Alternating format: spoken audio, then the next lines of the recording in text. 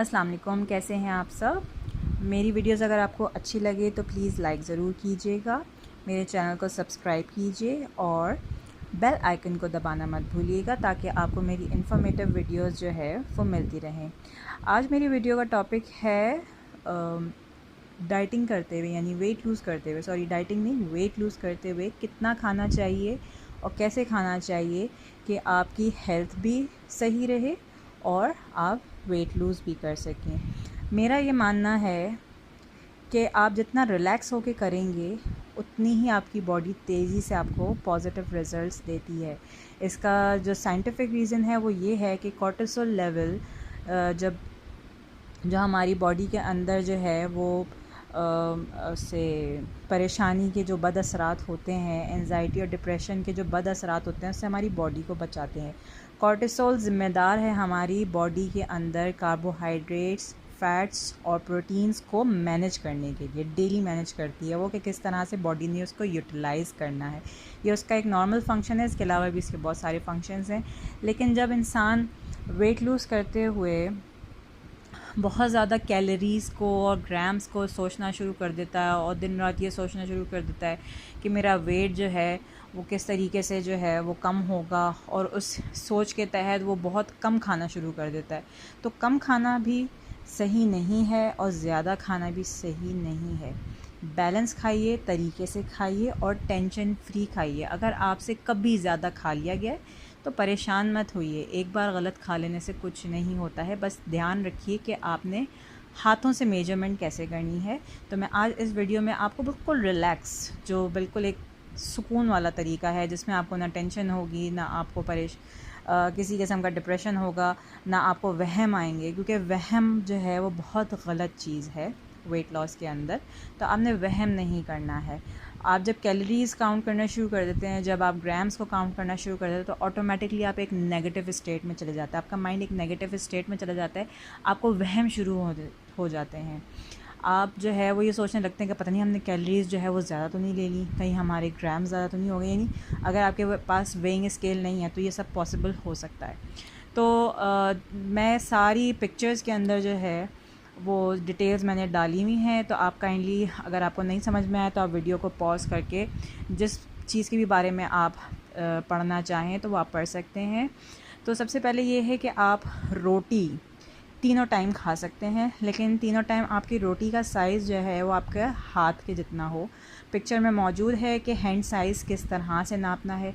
एक पिक्चर वो भी है जिसके अंदर बताया कि हैंड साइज़ से बड़ी रोटी जो है वो गलत नाप उसके अंदर भी बताया गया है, लेकिन आपने हैंड साइज़ जो सर्कल किया हुआ है उसके मुताबिक आपने उतनी रोटी खानी है।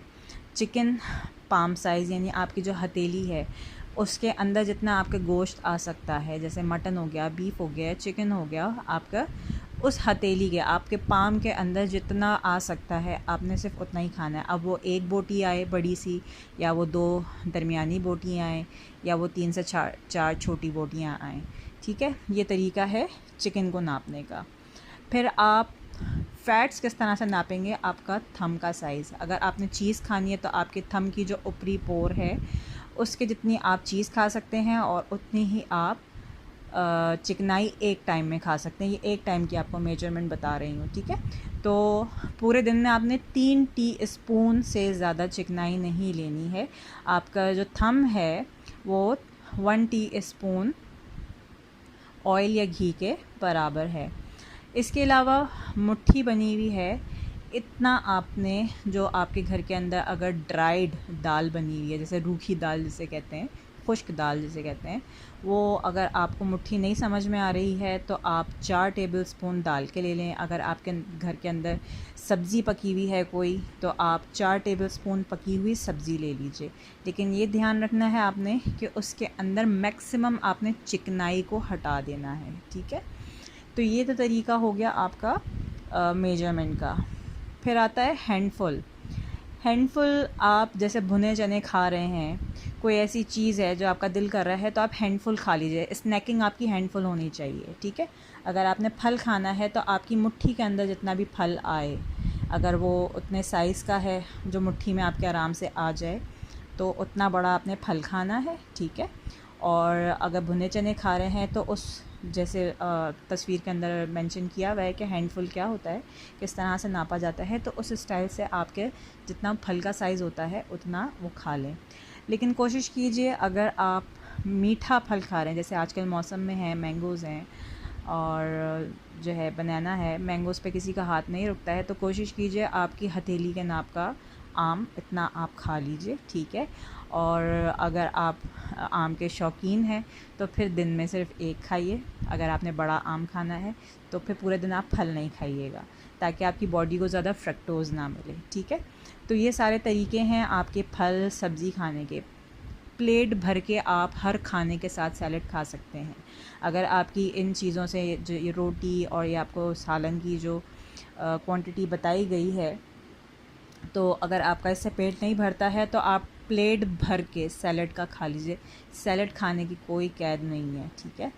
इसके अलावा बहुत से लोग क्वेश्चन करते हैं कि क्या हम पास्ता नहीं खा सकते, क्या हम स्पैगेटीज़ नहीं खा सकते। तो आप खा सकते हैं, लेकिन आपने कोशिश करनी है कि आप होल व्हीट पास्ता लेंगे, होल व्हीट स्पैगेटीज़ लेंगे।